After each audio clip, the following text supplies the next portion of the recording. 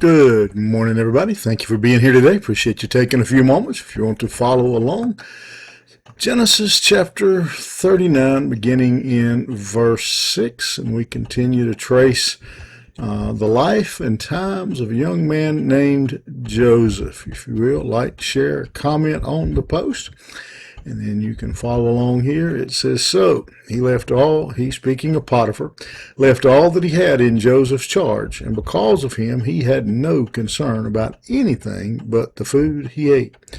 Now Joseph was handsome in form and appearance, and after a time his master's wife cast her eyes on Joseph and said, lie with me. Interesting turn of events here, and very valuable lesson, I think, for all of us. Joseph has now so impressed Potiphar. He has done such a good job because, again, we've learned that God is with him, that he is being blessed by God, and he has become the main man. He has become the main man in Potiphar's world. And Potiphar basically gives him the keys to the kingdom.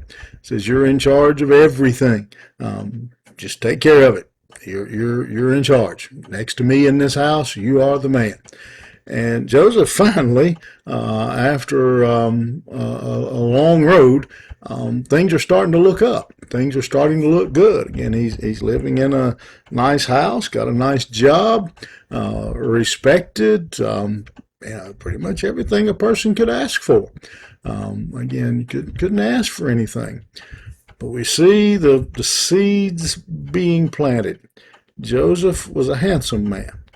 And after some time, don't know how long, Potiphar's wife, she cast her eyes on Joseph. Potiphar's wife begins to take eyes at Joseph, begins to try to seduce him, begins to try to just flat out, she says it here, lie with me. She didn't, she wasn't subtle, she wasn't coy, she just put it right out there on the table, lie with me. Getting just straight to the point. The lesson I want to remind you of here, what hits me.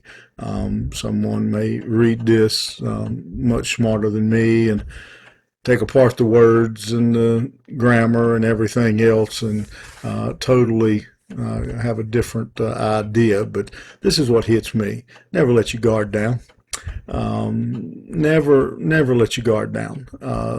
Joseph, for so long, has had to look over his shoulder, watch his brothers, he's constantly, and finally, it appears that things are going well, that he can finally take a deep breath and relax. And thankfully, we learn as we get ahead of myself a little bit, Joseph doesn't. Joseph doesn't let his guard down. Joseph doesn't forget who he is and whose he is. But he continues to be cautious and careful and make good decisions. Many times we get a little careless. Things start going well. Things start going good. All of a sudden, maybe there's some money in the bank account. The car's not broke down. All the things around us are working. Get a promotion at work.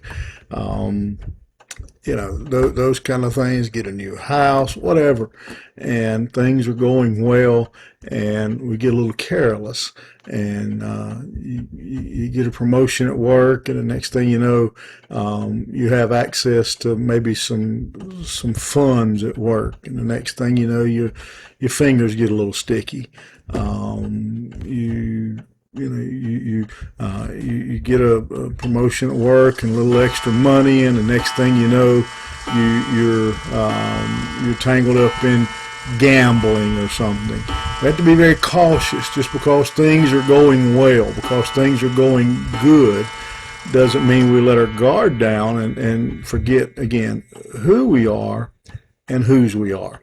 You think about it. Be careful out there. Satan is a roaring lion, seeking whom he may devour. Have a great day. We'll see you here tomorrow morning.